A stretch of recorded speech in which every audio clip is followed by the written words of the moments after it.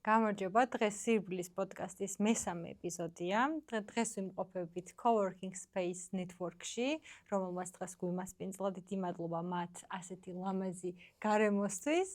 დღევანდელი ეპიზოდი არის განსაკუთრებული, რადგან განსაკუთრებული სტუმარი გვყავს. ქართველი გოგო, რომელმაც ისტორია დაწერა, ანუ პირველი ქართველი მორბენალი, რომელმაც დააფინიშა UTMB-ის ულტრამარათონი. თუ რა არის UTMB და როგორ მოხდა ეს ყველაფერი და როგორ იბინა 100 მილი, თვითონ მოგვიყვება უკეთესად. დღევანდელი სტუმარია კიწი სამსონაძე. გამარჯობა კიწი. დიდი მადლობა რომ მოხვედი და დრო დამითმე და მოხვედი ჩემ პოდკასტში. პირველ რიგში გილოცავ, დიდი მიღწევაა მართლა ეს. და მაინტერესებს როგორ გრძნობ ახლა თავს ამ ყველაფრის მერე, რას გრძნობ, როგორი ემოციები გაქვს და ასე შემდეგ. მადლობა ქეთ, პირველ რიგში მადლობა მოლოცვისთვის, მოწვევისთვის. ასევე დიდი მადლობა იმისთვის, რომ ამ შენს მდგომარეობაში მაინც დარბი ხარ და ხვალ ერთად ვირბენთ თბილისი მარათონს. და ანუ შენი ამ ასე ვთქვათ თავდადებით და ჩართულობით არ ღვევს სტიგმებს და სტერეოტიპებს, რაც გვაქვს ქართულ საზოგადოებაში. ვცდილობ. რაც შეეხება UTMB-ს, ახლა უკვე თავს ძალიან კარგად გრძნობ, ერთი თვე არის გასული და მეტნაკლებად თავს აღდგენილად გრძნობ. რა თქმა უნდა, ეს აღდგენა ბოლომდე არ არის ასე ვთქვათ, განხორციელებული, მაგრამ რა შედარება არის გარბენის შემდეგ ნამდვილად ვგრძნობდი ნარბენ კილომეტრებს. რაც შეეხება UTMB-ს, ეს არის ოფიციალურად 100 მილიანი გარბენი ქვია, თუმცა ცოტა უფრო მეტია, 108 მილია და ეს არის გარბენი, რომელიც მონბლანის მასივს სამ ქვეყანაში უვლის და 100,000 მეტრ ჯამურ ელევაციას აგროვებს და იწყება შამონიში, საფრანგეთში და ისევ შამონიში სრულდება. ძალიან დიდი მასივი არის და ძალიან ლამაზია, ზოგადად რუკაზეც რო დახედავ, რომ აი ამ ხელა მყინვარებს და მთებს და ჟანდარმებს და კლდეებს და ანუ უვლის გარშემო და მოკლედ ძალიან სანახაობრივი გარბენი არის, როგორც ბუნების, ისე ადამიანების თვალსაზრისით. ანუ წარმოუდგენლად დიდი დისტანცია და თან 10,000 მეტრი ელევაცია. აი ვიღაცას ახლა ვინც არ დარბის ვერ აღიქვავს ხოლმე ამ კილომეტრებს და ელევაციებს. აი როგორ შეიძლება ისეთ ადამიანს აი აუხსნა ეგეთი რაღაც, რომელსაც წარმოდგენა არ აქვს, რომ ეს 10,000 ახლა შეიძლება ვერც აღიქვას თუ რამხელა არის და აი როგორ შეგიძლია აუღწერო ეგეთ ადამიანს ეს კილომეტრით და ისიც რა ქვია. აი დაახლოებით ქართველი მსმენელისთვის ალბათ მარტივად გასაგები იქნება თუ წარმოიდგენს რომ აი ზღვის დონიდან დაიწყო ყაზბეგის წვერზე ასვლა, შემდეგ ჩამოვიდა და კიდევ ერთხელ ავიდა. ოღონდ ანუ ყაზბეგის დასახლებიდან კი არა, ზღვის დონიდან, ხო. შესაბამისად ასვლა ორჯერ და ჩამოსვლა. ხო, საკმაოდ ისეთია რა, თან არ არის ზღვის დონეზე, შესაბამისად, ანუ საკმაოდ ისეთია, ანუ წარმოგიდგენ რომ მთაში დარბი ხარ, ჩვეულებრივად აკლიმატიზაციასაც ძალიან დიდი მნიშვნელობა აქვს რა. ასევე მე ვიცი რომ ამ UTMB-ის ამ გარბენზე, ამ გრანდიოზულ გარბენზე ყველას არ შეუძლია მოხვედრა, ხო? ანუ ეხლა ნებისმიერ მორბენალს არ შეუძლია რომ მოხვდეს. როგორ ხდება ეს ყველაფერი, რა ეტაპები გაიარე ამისთვის და ასე შემდეგ, ეგეც რო გითხრა. აი ზუსტად რამოდენიმე დღის წინ ამოვაგდო მემორი, რომ ჩემი პირველი ულტრამარათონი 3 წლის წინ ვირბინე რა და მაგას იმიტომ ვამბობ, რომ კაპადოკიაში ხო? კაპადოკიაში კი. და ამას იმიტომ ვამბობ, რომ ანუ გჭირდება რაც გარბენები და კვალიფიკაციის შეგროვება. ანუ ერთი რო გჭირდება კვალიფიკაცია და მაგას ბევრი გარბენი გთავაზობს, მაგრამ გარდა ამისა უნდა ჩაერთო ლატარიაში. ანუ უბრალოდ იმიტომ რომ ბევრი გაქვს ნარბენი, UTMB არ გიშვებს თავის ამ მთავარ ივენტზე, ასე ვთქვათ, და გჭირდება დააგროვო ეგრეთ წოდებული სტოუნები.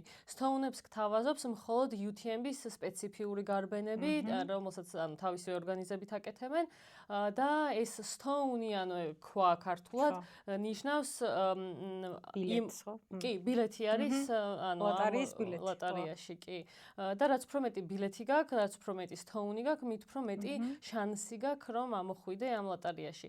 ისე მოხდა რომ შარშან ანუ მე როგორც კვალიფიკაცია ისე სტოუნები და გადავწყვიტე მოდი ბედი ვცადოთ და თუ გამიმართ მიმართლებს პირველივე ცდაზე და ამომარჩევენ, ხო, კაი თუ არა და არა და ნუ გამიმართლა ასე ვთქვათ და წლის დასაწყისში ცხადდება შედეგები და უკვე იანვარში იცი რომ აგვისტოში მოგიწევს სირბილი. ანუ კვალიფიკაცია რამდენი არის საჭირო?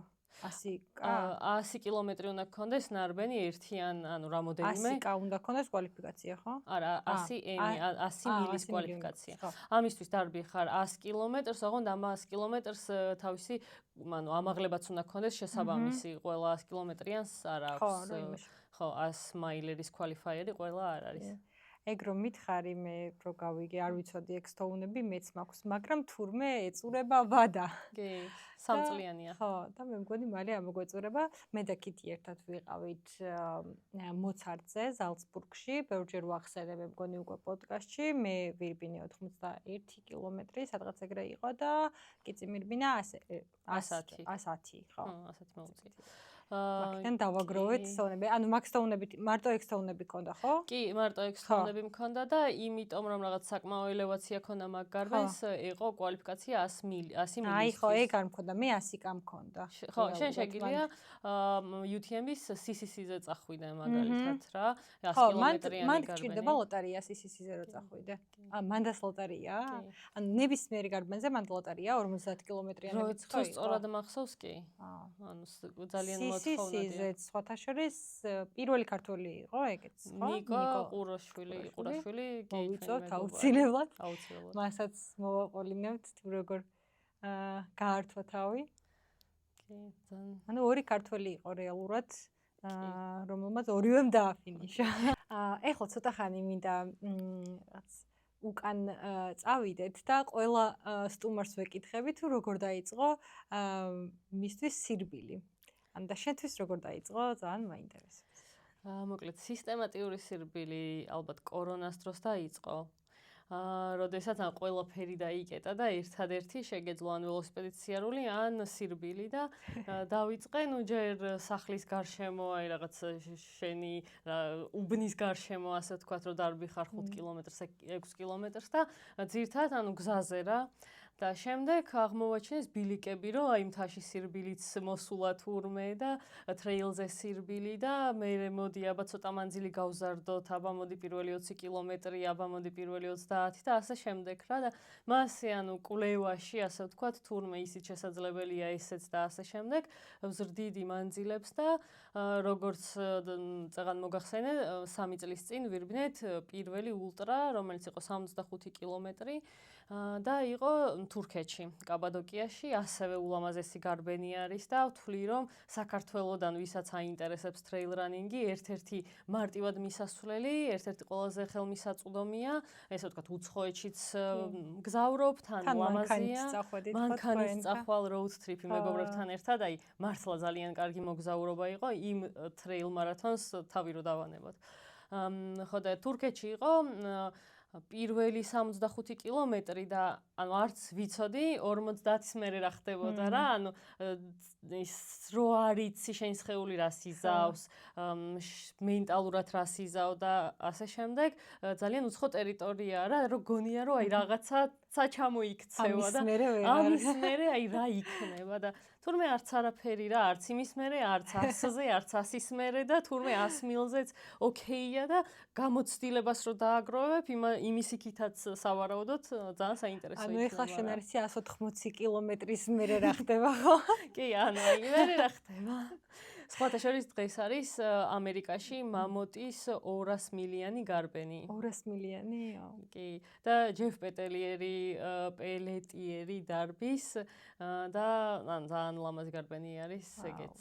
დღეს და ეხა იწყება ან დღეს? უკვე დაწყებულია დაახლოებით 12 საათია. იმათთან ეხა ღამეა და პირველი ღამე. ხო, ხო.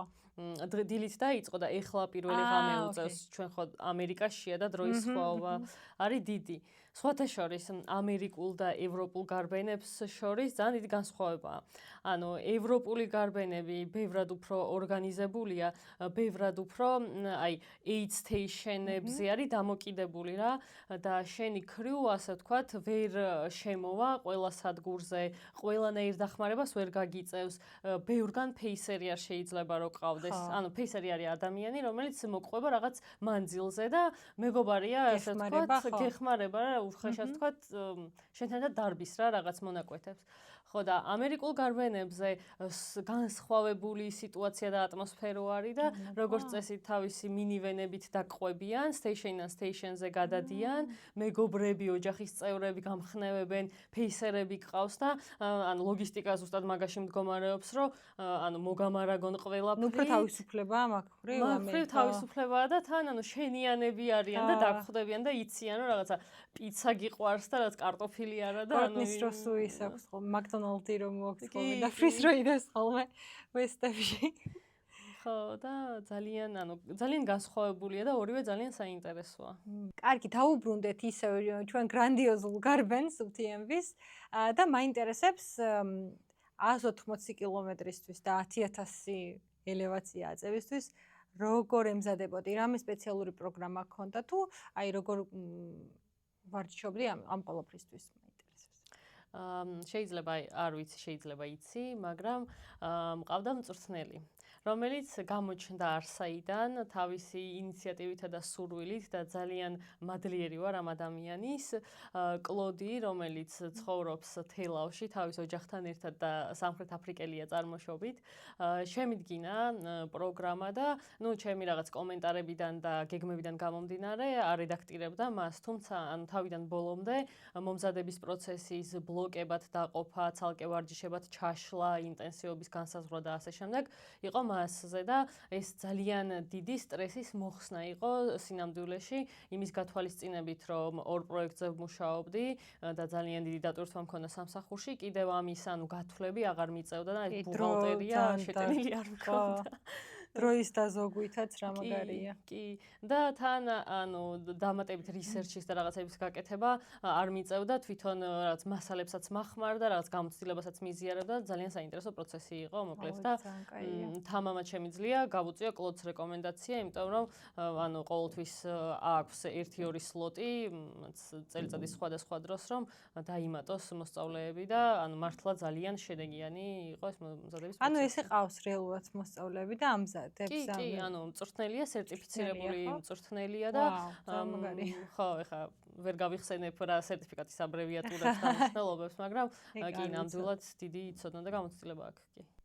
UTMB-ის ეს სტარტი არის რაღაც ანუ განსაკუთრებული მართლა.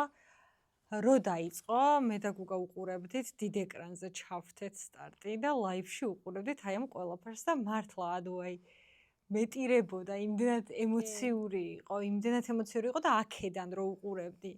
წარმომიდგენია, აი მანდ რო დგახარ და შენ რომ და გაირბინო და რომ გადაკვეთო ეს სტარტის ხაზი, როგორი შეგრძნებები იყო, რა ხდებოდა ეგეც რა ვიცი, როგორ შეგიძლია რომ აგვიღწერო. აი რა ვიცი, ალბათ სანამ იქ არ დადგები ბოლომდე ვერ შეიგრძნობ და ჩემს საკუთარ ვიდეოს რო ამონტაჟებდი, ის მუსიკა დავადე რაც სტარტზე ისმის, რამდენჯერაც მოვისმინე, იმდენჯერ ვიტირე. ხო და ანუ ძალიან ამაღელვებელია და გარდა იმისა, რომ ძალიან ბევრი ხალხია და ხვდები რომ ყველა შენაირია და ყველა შენს გარშემო აი რაღაცა იდეით და სწრაფვებით ხართ გაერთიანებული, პლუს ამას გახარ ისეთ ხალხთან ერთად, ვინც ანუ შენი კუმირი არის ასე ვთქვათ, უყურებ ინსტაგრამზე ყოველდღიურად და რაღაც ისეთი შორი და მიუწვდომელი ჩანს. არა და იქ იმ სიტუაციაში შეიძლება ჩვეულებრივად ქუჩაშიც შეხვდე და ძალიან უშუალო ათლეტები არიან, ყოველ შემთხვევაში ეს ტრეილ რანინგის მორბენლები და არაფერზე არასდროს ანუ უარს არ გეუბნებიან, არც საუბარზე, არც რჩევაზე, არც ან ჩვეულებრივად კომუნიკაცია შეგიძლია და აი რა ვიცი, ისეთი შეგრძნება არის, ალბათ, რა ვიცი, UFC-ში რომ მოიწვიონ, MMA-ის ის ფაითერი რა ვერ ქვია, გავიხსენე, მებრძოლი. მებრძოლი. ის მებრძოლი რომ UFC-ში მოიწვიონ და ახლობებით იგივე შეგრძნება არის ალბათ, რა ვიცი. ხო, ეგეც მინდა რომ გვეხსენებინა, რომ ამ გარბენზე ასეთი მორბენლები იღებენ მონაწილეობას და სხვაგან სად შეიძლება შევხვდეთ ჩვენ ელიტ მორბენლები, ანუ პროფესიონალი ტრეილ რანერები.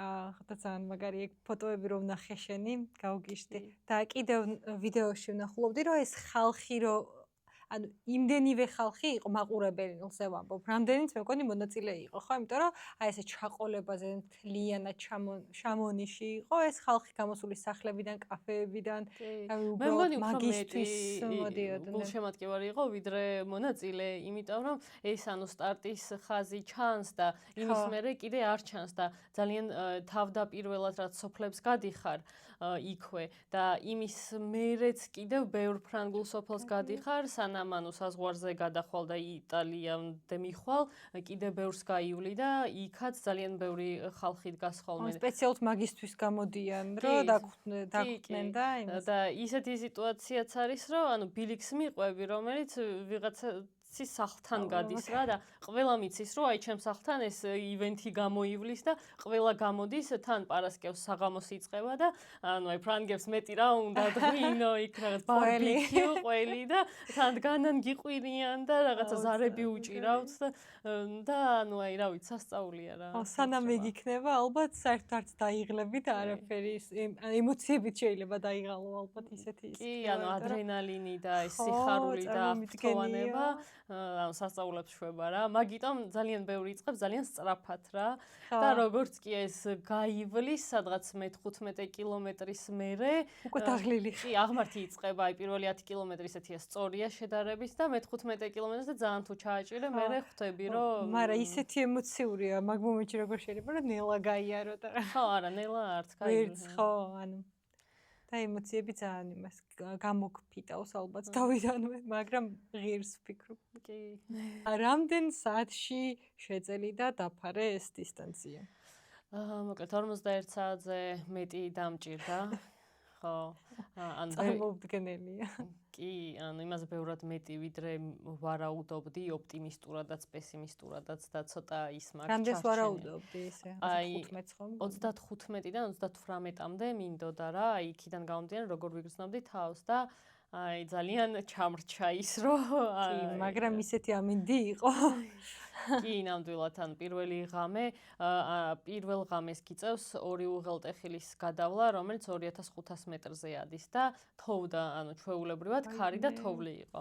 წვიმით დაიწყე, იმიტომ რომ როგორც მახსოვს, საერთოდ რო უყურებდით, ეგრევე მალევე დაიწყო საშინელი წვიმა და 10 კილომეტრი, ანუ უკვე გალუმპული ვიყავი მე-10 კილომეტრზე, მერე გადაიღო ცოტა ხანი და 30 კილომეტრიდან ისეთმა წვიმამ დაცხო, ან 32 კილომეტრზე რაც aid station-ია, გამოვიცვალე და მეთქი ახლა ცოტა ხანი მასის და მშრალად აი გამოვედი თუ არა სადგურიდან ისეთმა წვიმამ დაცხო, რომ აი 5 წუთში სრულად თან ციოდა იქაც რომ ნახულობდით გრადუსებს?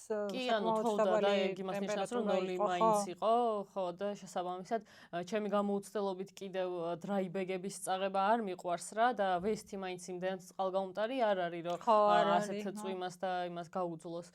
ხო, შესაბამისად ტანსაცმელიც დამისველ და აზრი არ ქონდა, ხო, ანუ სველი მედო, მეც ვამარტო მაისური და საწვიმარი და ნუ ქვემოთაც შორტი და საწვიმარი შარვალი ამოვიცვი რა. და დილამდე, მაგრამ ამას დადებით ის ქონდა, რომ ის პირველი ღამე არ მეძინებოდა და ძალიან კონცენტრირებული ვიყავი და სულ მოძრაობდი. სხვათა შორის, ახლა 41 საათი დარბოდი, ხო? და ზოგ სტეიშენზე, სადგურზე ნანახი მაქვს, რომ არის დასაწოლი სივრცეები რა, დასაძინებელი. იყო თუ არა ეგეთი და ანუ გეძინა თუ არა ამ 41 საათში, იმიტომ რომ ნანახი მაქვს, რომ რაც 200 მილს რო დარბიან ხოლმე, 15-20 წუთი მიიძინებენ ხოლმე ხანდახან, დაიფარებენ რაღაცას და შემდეგ. იცი როგორ იყო, გეგმაში მქონდა, რომ ანუ ორგან არის ეგეთი დასაძინებელი ადგილი და მეგონა რომ აი მივწვევი და ისეთ დაღლილი ვიქნები, რომ გავითიშებოდი, მაგრამ ანუ კუნთი და ეს შენი ფსიქიკაც იმდენად დაძაბულია, რომ ვერ იძინებ. და 130 კილომეტრზე ანუ ცუდად ვიყავი და მეთქი მოდი 15 წუთი იქნებ მივიძინე დავიძინო თქო, მაგრამ ნუ ვიწექი და დავისვენე, მაგრამ ძილით ვერ დავიძინე. თანხმაურიც იქნებოდა ალბათ. კი, რაღაცი ბავშვები რომ მამა მოდი და არა ხო. რა იყო ყველაზე რთული მომენტი ამ გარბენის დროს? რამე თუ ქონია რა ეგეთი რთული მომენტი. კი, რა თქმა უნდა, ეგეთ ხა ფსიქოლოგიურად რთულ მომენტს ხშირად ეჯახები. ფსიქოლოგიურად კი, აი ფიზიკურად რო შეიძლება რომ რაღაცა ვეღარ გაგეგრძელებინა, ან გეფიქრა რომ მორჩა, ანუ აღარ შემილია და მოდი ამ სტეიჟს დავრჩები და ვეღარ გავაგრძელებ რაღაც ეგეთი. სიმართლე გითხრა, არა, ანუ ეგეთი მომენტი რომ აი всё აღარ შემიძლია, არ მქონია, თუმცა ანუ წინაღამის სიცხე მქონდა სანამ დავიწყებდი გარბენს. ვიდეოში ვნახე. და მე ანუ გამოუცდელობა იყო რეალური იმის მიზეზი, რომ დამემართა გაუწყლოება, მიუხედავად იმისა, რომ მეგონა რომ ელექტროლიტების და ძმარილების ამბავს ვამენეჯმენტებდი, მაგრამ საბოლოო ჯამში იმ 130 კილომეტრზე სადაც ვიწექი, მე ექიმთან შევედი და მითხრა რომ ანუ არ იყო საკმარისი, რაღაცას შენიღებდი. კი, და რაღაცა აი საოცრად რაც მარილიან, ბედური რაღაცა დამალევინეს. და მაგრამ ნუ მოვიხოდე ასე ვთქვათ რა. ხო და ეგ უკვე იყო მეორე ღამის დასაწყისი და ნუ ნელ-ნელა გავაგრძელე. მაგრამ ნუ ეგ უკვე ის მომენტი იყო, სადაც ყველაფერი მткиოდა, აი სულიც გიმткиოდა. ხო, თან ელექტროლიტები რომ მიდის ყველაფერს გრძნობ უკვე, ხო და ისე არ ქონდა გაწერილი წინასწარ თუ ქონდა და მაგას არ მიყევი, რამდენი უნდა მიგიღო თქვა ეს ელექტროლიტები. ესე გაწერილი არ მქონდა, იმიტომ რომ ანუ ამინდის ამბავიც არ ვიცოდით. თან ისე ძალიან არცხელ, ანუ საერთოდ არცხელოდა. ეგ გვატყუებს ხოლმე. კი, ეგ ნამდვილად ჩვენი ის არის გგონია რომ ჩვენს ხელს საკმარისად ვუსმენთ და ვიცით, მაგრამ რეალურად არ ვიცით რა. თუ არ გვცხელა და ოფლი არ გამოვუდის და რაღაც გონია რომ საკმარისად გვაქვს. კი.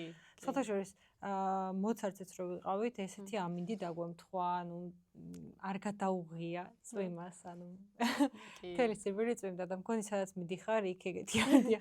კი, დადის საერთოდ არ უნდა წავიდეთ გარბენზე. კი, დადის ჩემზე ეგეთი ცუდი ხმები, რომ ანუ წვიმა დამაქთან.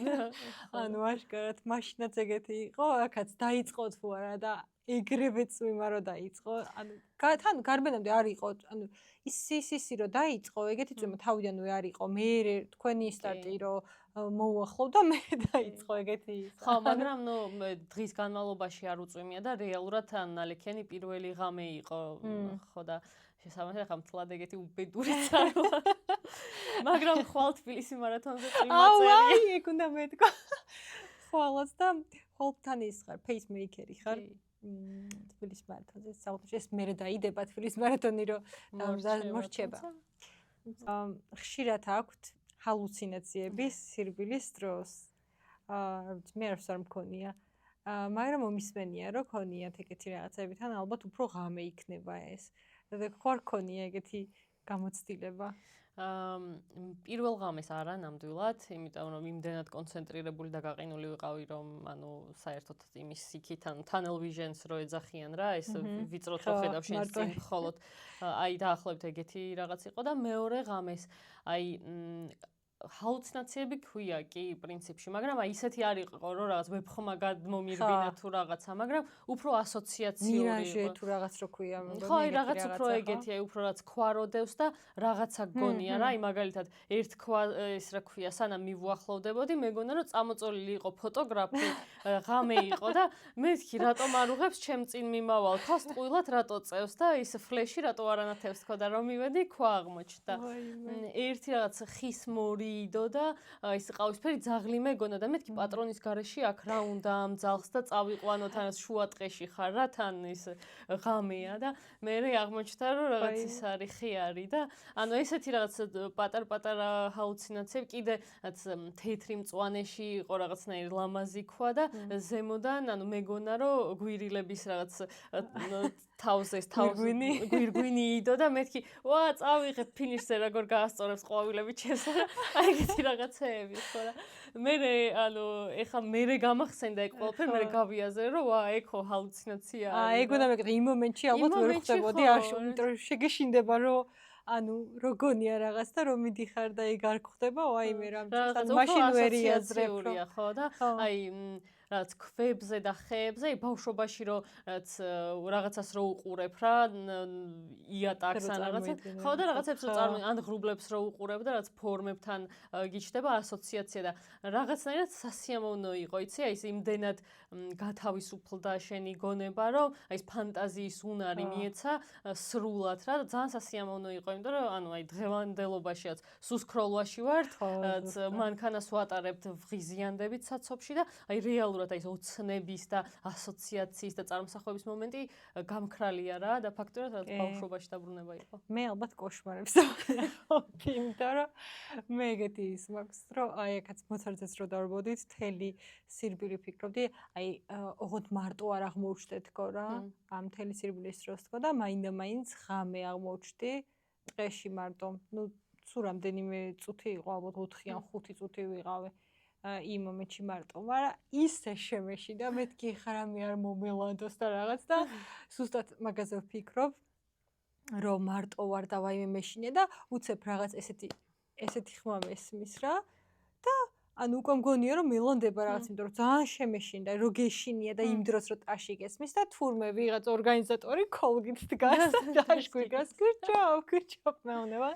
თურმე მანიშნებს რომ აქეთ წადიო, მაგრამ ანუ მე ძალიან მეშინია ხოლმე ეგეთი ის არ ქონდა ეგეთი შიში ისე რომ აი მარტო სადღაც დღეში მარტო დავრჩი ან რაღაც რაღაც სულ ეგეთი შიში მაქვს ხოლმე მე მაქელა თუ ხო ქვეყანაში და რაღაც ანუ არა ალბათ საქართველოში უფრო შემეშინდებოდა ხო ეგეც არის მარტო სირბილი ვიდრე იქთან ანუ რო იცი რომ ახლო მაინც ვიღაცა არის თან ბევრი ვიყავით მაინც კი და ძირთადად სულ ვიღაცასთან ერთად ვიყავი ხარ რო არ მოგატყუო მაგრამ ანუ ასეთი შიში და მაგის მოლოდინი არ მაქვს არ მქონია რა და აქ შეგუშიდება აქ არც არიან მაგდენი მორბენალი არც ვართ და მით უმეტეს ეგეთ დისტანციას გრძელ დისტანციებზე უფრო ნაკლები ვარ სამწუხაროდ ესეთ გარბენებზე ბევრ მორბენალს ყავს ესეთი კრიუ, ანუ დამხმარე როგორ ვთქვათ, ხო, პერსონალი, ჯგუფი.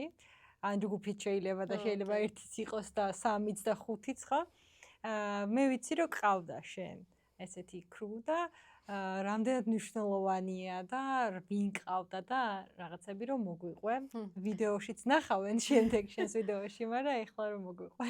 მოკლედ, ჩემი მთავარი დამხმარე იყო ნიკა, ჩემი მეუღლე და ჩვენი მეგობარი ნუკრი, რომელიც შამონიში ცხოვრობს და დაგვიტოვა, გვიმასპინძლა და თავის მანქანა გვათხოვა და მოკლედ ძალიან ესე ქართულად გვიმასპინძლა, გადაყვა თან. ხო, და მანქანით დამყვებოდა ნიკა, UTM-ის რეგულაციებით ყველა სადგურზე შემოსვლა არ შეგიძლია და მარტო ერთ ადამიანს შეუძლია სადგურზე შემოსვლა და შემოტანა მხოლოდ 35, ანუ ის რასაც გაძლევენ დროპბეგისთვის რა UTM-ის ჩანთას, მარტო მაგით შეუძლია შემოვიდეს და ის მოგაწოდოს. შენთვის საჭმლის აღება ან წყლის ავსება, რაღაცა მაგის უფლება არ აქვს. და იქ შიგნით რა იდება, ამას ამოწმებენ? არა, შიგნით რა იდება, მაგას არ აქვს მნიშვნელობა. რავი, გინდა წყალი ჩადე, გინდა რა ვიცი, პიცა ჩადე, რაც ხო და კიდევ პლუს სირთულე ის იყო რომ ანუ UTM-ის ესე კრიუსთვის არის გამოყოფილი ავტობუსები.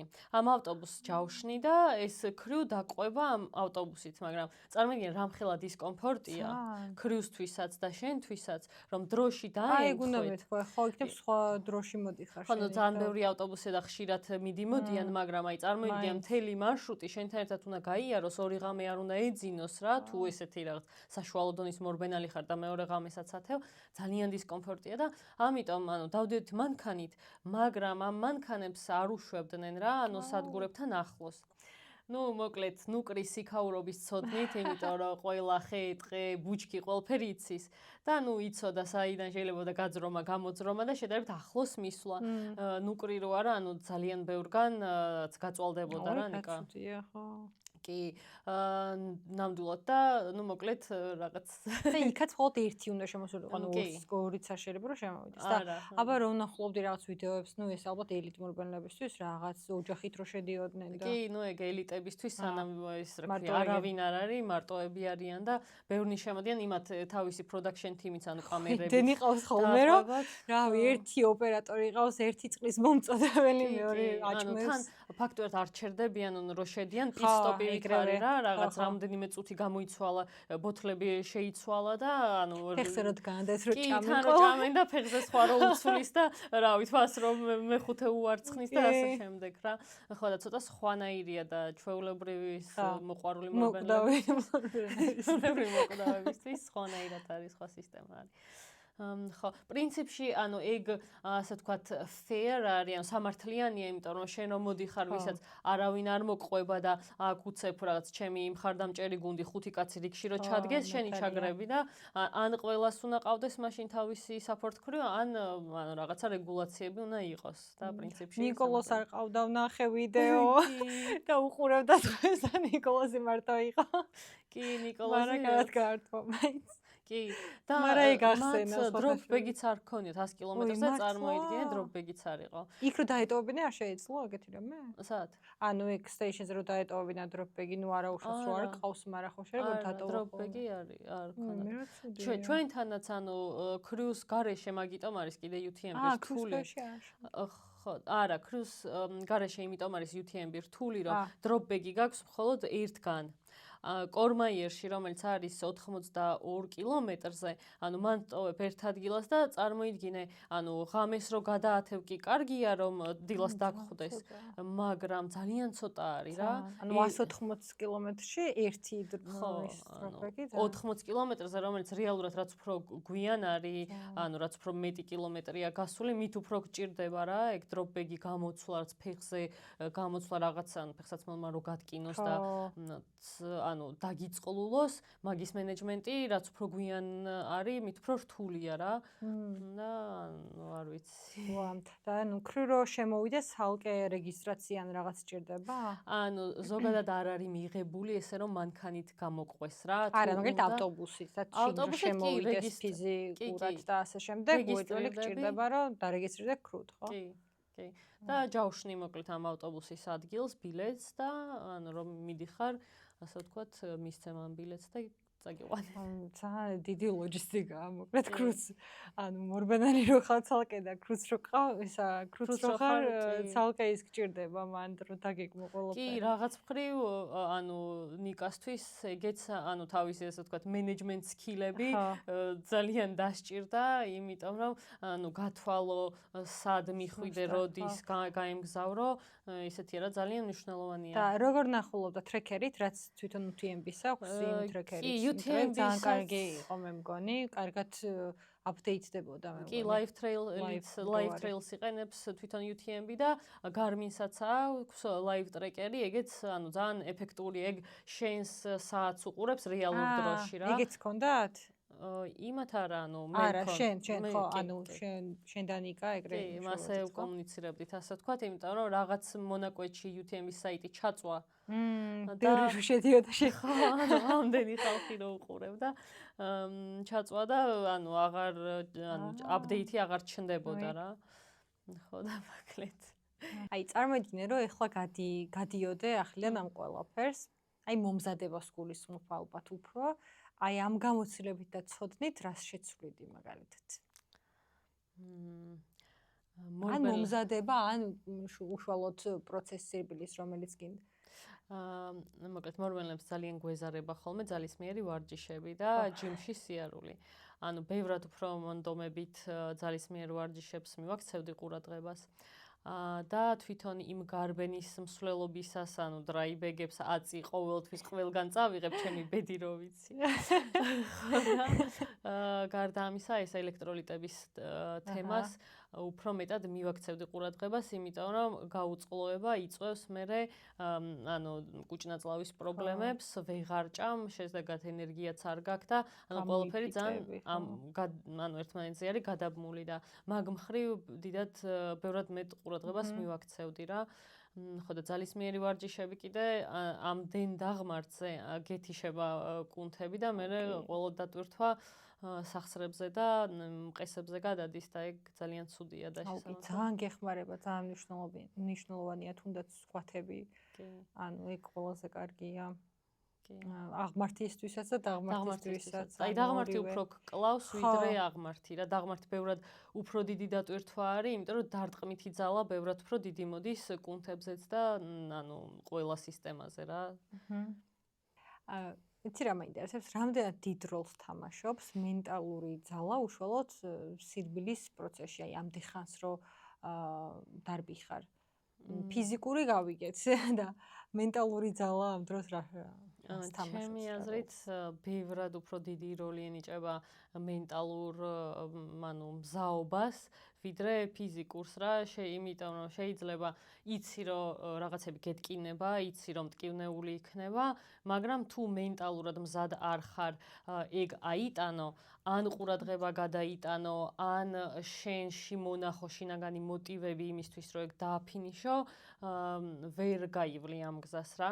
შეიძლება გარე მოტივატორებიც გქონდეს შინაგანიც, მაგრამ ყოველ შემთხვევაში უნდა იყო მზად და უნდა გიყვარდეს რა, ეგ ყველაფერი.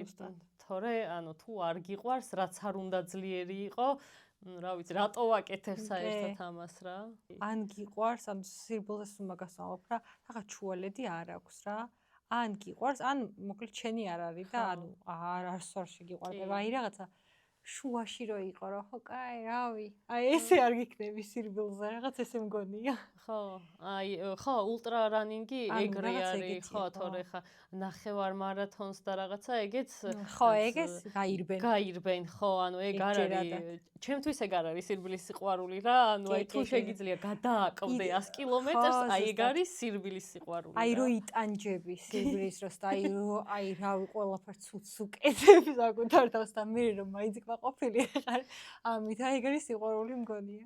კი, ანუ ეგეთი რაღაცა არის რა, იმ თასავით არის რა, ანუ ვერ აუხსნი ადამიანს, რატომ გიყვარს მთაში სიარული და რას გაძლევს და რას განიცდი, თუ ისიც არ დადის რა და ანალოგიური არის ეგ long distance და ultra running-ი რა, ანუ ვერ აუხსნი ადამიანს, აი რატო დარბი ხარ ამდენს და არ იღლები, ანუ ეგეთი სტანდარტული კითხვები რა. შენს ანუ მუხლები არ გტკივა, შენს ხელს ამ ხელა სტრესს რატო აყენებ?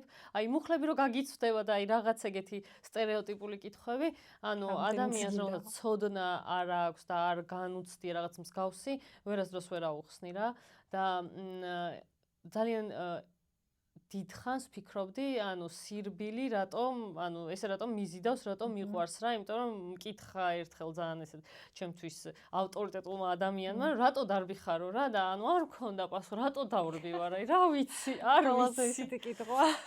ხო და საბოლოო ჯამში იმ პასუხამდე მივედი, რომ ანუ ვეძებ რაღაც ისეთ გარბენს, რომელიც იმდენად დიდი გამოწვევა იქნება, რასაც ჩემი მენტალობა ვერ გაუქაჩავს რა, რომელიც გამტეხავს და აი იმის იქით რო აღარ შემიძლია, აი რა სად არის ეგ ზღვარი, აი ანუ ლიმიტს ეძებ რეალურად ჩვენსას. ხო, აი ხო, ოღონდ ანუ მენტალურ ლიმიტს, იმიტომ რომ თუ მიდიხარ ტრავმამდე და მაინც ტრავმის ხარჯზე და ტრავმის ფასად თუ აფინიშებ, ეგ არის სისულელე. იმიტომ რომ ეგ ტრავმა მერე მოგცემს ნახევარწლიან ამოგდებას კალაპოტიდან. ეგ ესე იგი არ გიყვარს პირიქით, იმიტომ რომ იცი რომ მერე ვერ ეგრეც ვერ ვიტყვი, მაგრამ ხო, ანუ უფრო ან გამოუცდელობა არის, ან სისულელე ნებისმიერ ფასად დაფინიშება, აი მთასავით რა ნებისმიერ ფასად მთაზე წვერზე ახვიდე, მაგრამ ვეღარ ჩამოხვიდე, არის სისულელე რა. ანალოგიურად არის ჩემი აზრით სირბილიც რა, მაგრამ სხეული რო გიშვებს და მენტალურად იმდენად გატეხილი რომ ხარ, რომ ვეღარ აგრძელებ, აი ეგ მომენტი სად იქნება და თუ იქნება ოდესმე, არ ვიცი, აი ეგ არის რაღაცა ესეთი წვრილი დანის პირზე ზღვარი რაღაცა, რომელიც მაინტერესებს სად გადის ჩემთვის. ნახოთ. ნახოთ. ესე იგი ამ უთიების სტარტი როგორიც ემოციურია, ეგეთივე არის ფინიში. მაგრამ ეს ფინიში სტარტს რო უყურებთ ჩვენ ლაივში, ყველა ერთად იწყებს და ასე შემდეგ. ფინიში ხა ისეთია, რომ თითოეულის იმას უყურებ და შენ კიდევ ვერ გრძნობ იმ ემოციებს, როგორც თქვა სტარტზე ვიგრძენით ჩვენს სხვა ადამიანებმა, ვინც არ ვიყავით იქ. აი შენი ვიდეო რო ვნახე, რომ ამ ფინიშზე შამონიში შერბი ხარ საქართველოს დროშით, აი ძალიან ემოციური იყო, ანუ მართლა აქ ვიყავი Netflix-ში ვიყავი რო უყურებდი მაგას მაგ მომენტს ეგ story გეტო თუ რაღაც და აი აქ რომ მივიდა ცრემლები ემოციებისგან აი ძალიან საოცარი შეგრძნება იქნებოდა ალბათ და რაღაცნაირი აი რო ამბობენ ფრაზას რომ აი ჩემთვის დიდი პატივია რაღაც აი ჩემთვის დიდი პატივი იყო აი ეგ მომენტი რა იმიტომ რომ ანუ იყო რთული მომენტები რაღაც ანუ მაგ გარბენში ფიზიკურად როგორც გითხარი და მართლა ძალიან დიდ ტკივილთან მომიწია ესე ვთქვათ შეჯახება რა ჩახუტება რა მაგრამ აი ეგ მომენტი იყო ერთ-ერთი გარე მოტივატორი, რომელიც აი საქართველოს დროშა ფინიშზე, ეგ იყო ერთ-ერთი ფიქრი, რომელმაც აი რა გავაკეთო იმისთვის, რომ აი ეს რაღაც ფიზიკური ცუდად ყოფნა გადავლახო და გზა გავაგრძელო რა, ეგ იყო ერთ-ერთი ფიქრი და ნუ ეს მესიჯები რომ მოდიოდა მეგობრების და მათ შორის ნიკა ჯინჯიხაძის ვოისები, ანუ რაღაცები ვიდეოში მაქვს, რაღაცები კიდე არ მაქვს და აი ძალიან საოცარი გარე მოტივატორები იყო ეს ორი და ნუ შიდა თემებიც კიდე ცალკე. აუ ძალიან და ისიც მითხარი შენ რომ გამოგაცხადეს თან იქ. კი და იმ მომენტში ვერ ანუ გამომაცხადეს რომ აი მოვიდა საქართველოსთან პირველი ფინიშერი და იმ მომენტში ვერ მივხვდი რომ მეთქი რას ამბობენ და წამოყავს მოუტრიალდი და კი იცი რა მართლა პირველი ვარ და მე გიქეთება რა მართლა პირველი ვარ შენზე უკეთიცია. კი და ანუ ყველა მე ანუ მედალს არ გაძლევენ ჟილეთს. აი ეგ მაინტერესებდა ეგ კითხვა უნდა მესვა ხო? იმიტომ შენ ვიდეოში მედალი არ იყო და მეთქი სად არის მედალი და მე დავსერჩეთ რომ UTMB-ის მედალი არა აქვს რატო? ანუ ცნობილი ფაქტია ეგ აძლევენ ჟილეტებს ფინიშერებს და აწერია ნუ რომ UTMB-ის რაღაც ფინიშერი და ნუ ამ ყველაფერსაც ფუთავენ რომ ვითომ რაც environmental friendly მიდგომა არის და ასე შემდეგ ნუ ჩემს ცოტა bullshit-ია იმიტომ რომ იგივე ჟილეტი იმავე იმაში ჩინეთში იყერება იმავე თვითფრინავით ჩამოდის შამონიში და იგივე ანუ რაღაც იგივე გავლენა აქვს გარემოზე როგორც იმ ის რა ქვია მედალს რა ხო მაგრამ ნუ ყველა აი ეს ჟილეტი რო გაცვია და გარეთ გადიხარ ყველა მიცის გილოცავენ ანუ ფინიშის ხაზიდან სანამ პარკინგამდე მივედი აი რაღაცა ყველა რაღაც ვინც შემხვდა ესე ხო გილოცავ და ყოჩაღ და ყველა გაქებს და ანუ არავისთვის არ აქვს მნიშვნელობა რამდენ საათში დააფინიშე ეგ ანუ ჩემს შინაგანი ის არის რაღაც სურვილი იყო რა ეს დროის ჩემებური ლიმიტი მქონდა მაგრამ ანუ სხვა მხრივ ყველა გულშემატკივრობს სხვათა შორის ძალიან ცოტა ქალი იყო 3000 მონაწილიდან იყო 366 ქალი ანუ 12% რა ძალიან ცოტა არის ევროპისთვისაც კი და აქედან 200-მა დააფინიშა რა ანუ სადღაც 30-35%-იანი DNF rate აქვს რა ხალხის და ქალებშიც და კაცებშიც და 200-დან ერთი ქალი ერთი ეს ქართველი ბოდიში დიეცვა კითის და იმაზე მითხრა რომ უკან წარწერები ქონდა და თურმე მხოლოდ ქალი ფინიშერები როგორ არის იცი ყველა დისტანციას თავისი ხუდი აქვს და დატანილი აქვს მონაწილეთა სრული სია ცალკე იყო ქალების ხუდი და უკან ყველა დისტანციის ქალების ყველა ქალის სახელი დაეტია ერთ ხუდიზე ყველა დისტანციის ანუ ეს იყო 50, 100, 100 მილიანი, 150-იანი და კიდე ერთი დისტანცია 330 კილომეტრიანი აქვს. კი, ანუ 5 დისტანციის ისა და კიდე რაღაც დისტანციები აქვს რა მოკლედ. ყველა იმის ქალის სახელდაგვარი კი დაეტია ერთ ხუდიზე. კი, ერთ ხუდში რა ჩაეტევა, მაგდენი მართლა გრანდიოზული. კი, სტარტზეც რო აი ვიხედებოდი აქეთ-იქით, ჩემს წინ იდგა ერთი ქალბატონი, საკმაოდ ასაკში და სუბიჭები იყვნენ, სუკაცები იყვნენ გარშემო. ვაუ. ასე რომ, ჩემი დიდი სურვილია, რომ მეტი ქალი და მეტი ქართველი თავისთავად UTMB-ზე, რაც შეიძლება საქართველოს დროშის ქვეშ ძალიან სასურველი და ისეთი არა, ჩემი დიდი მისწრაფება და სურვილია ასე. ურთიების ნებისმიერ დისტანციაზე, ხო? კი, რა თქმა უნდა. იქ ისეთი, წარმოგიდგენ მთელ ერთკვირიანი ის არის ფესტივალივით არის რა. ყოველ დღე სხვადასხვა დისტანცია იწყებს და შესაბამისად ყოველ დღე ვიღაცა აფინიშებს. სულ დგას ხალხი ფინიშის ხაზთან, სულ ვიღაცა ამხნევს, სულ ვიღაცა შემორბის რა. გამოფენაც არის უზარმაზარი, საგამოფენო სოფელი არის რა. სამი დღე ვიარე და მე მგონი ყველაფერი კიდევ ვერ ვნახე. ჰოკას თავისი უზარმაზარი მაღაზია აქვს. და რა ვიცი, ისეთი ბრენდებია, რაც არც გვსმენია, წარმოდგენაც არ გვაქვს რა.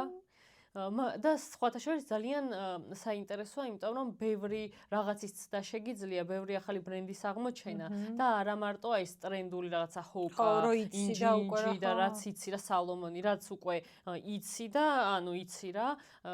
უფრო და ფასებშიც დივერსიფიკაცია ხდება, მე უკვე საშენო პროდუქტს ყოველთვის იპოვი რა და მაგით ძალიან მოსახერხებელია რა. აუცილებლად ვიქნები მეც ერთ-ერთი ქართველი, რომელიმე დისტანციაზე ვთქვი. აუცილებლად. დარწმუნებული ვარ, რომ წარმატებით დააფინიშებ, რასაც არ ჩაიფიქრებ.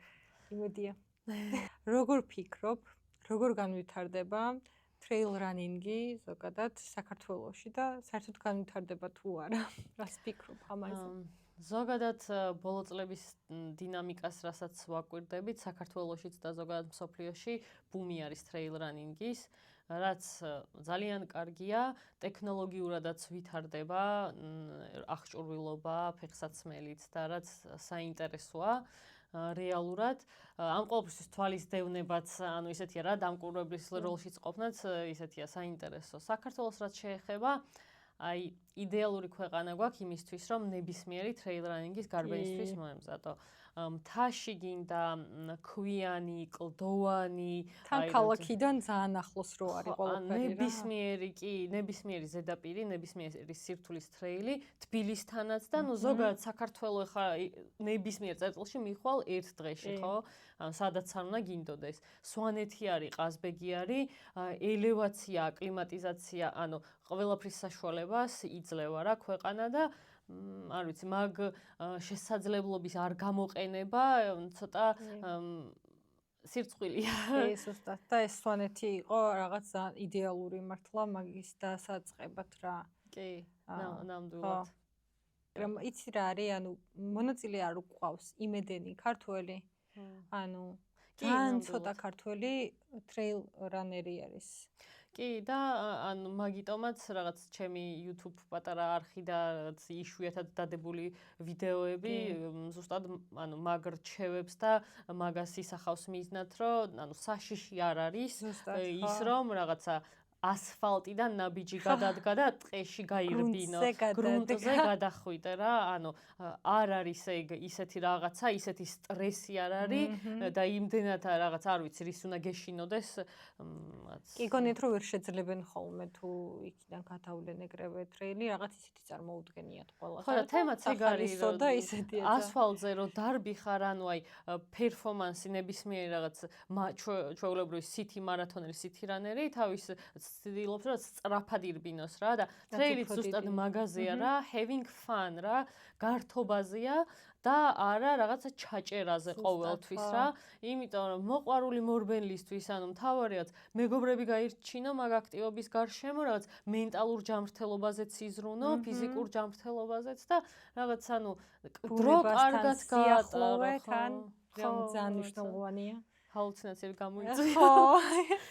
ოცნებებში წახვიდე ბავშვურ ოცნებებში. მოკლედ trail running-ი არ არის საშიში, არ არის შეუძლებელი, ყველა შეუძლია და უბრალოდ ცადეთ, ვისაც არ გამოგიცდიათ. მე ამას ვურჩევდი ნამდვილად ხალხს. დამწყებ მორბენლებს, რომლებსაც ჯერ არ გადაუდგამთ გუნდზე ფეხი. ეხლა რა არის შენი მიზანი, შემდეგი მიზანი, რამე თუ გაქვს უკვე დასახული რაღაც კიდე გრანდიოზული მიზანი, თუ საერთოდ სირბილი აღარ გინდა? სირბილი არ მინდა და პირველი 2 დღე და მე უკვე ვეძებდი სად რაღაც გარბენები და მაგრამ ანუ ჯერ კონკრეტული ესე გეგმა არ მაქვს, თუმცა რა თქმა უნდა ძალიან გრძელია სია იმისი, რისიც დაცდა სირბილიც მინდა ზოგადად ცნობილი გარბენებიც და შეიძლება ანუ პატარაც. მაგრამ ნახოთ რა იქნება. ჯერ არ გაგვიმხელანა. ჯერ რეალურად არ მაქვს დაგეგმილი ამიტომ. გვიყურეთ, უყურეთ. YouTube-ის აღწერაში აუცილებლად დავურთავ კიწის Instagram და YouTube არხს და აუცილებლად გამოიწერეს და გაყევით მას. YouTube-ზე თან დადებული აქვს ახლა ამ გარბენის ვიდეო, ვლოგი, პატარა მინი ვლოგი არის. და აუცილებლად უნდა ნახოთ და კიდევ სხვა ვიდეოებიც უდევს ძალიან საინტერესო და ინფორმაციული და ქართულად და არ არის ეგეთი ქართული არხები, სადაც შეგიძლია რომ ქართულ ენაზე ნახო ეს ინფორმაცია სირბილზე. ამიტომ აუცილებლად ნახეთ, აუცილებლად ის ვიდეო ნახეთ UTM-ის და გაგახსენდებათ ვიდეოს ყურებისას ეს ჩვენი ინტერვიუს, ასე ვთქვათ და ძალიან ემოციური იქნება უფრო ამ ყველაფერს აინახავთ და ეგ არის მგონი. მადლობა შენ და კიდევ ერთხელ გილოცავ. დიდი მადლობა რომ იყავი ჩვენთან. მადლობა მოწვევისთვის და სასიამოვნო იყო შენთან საუბარი.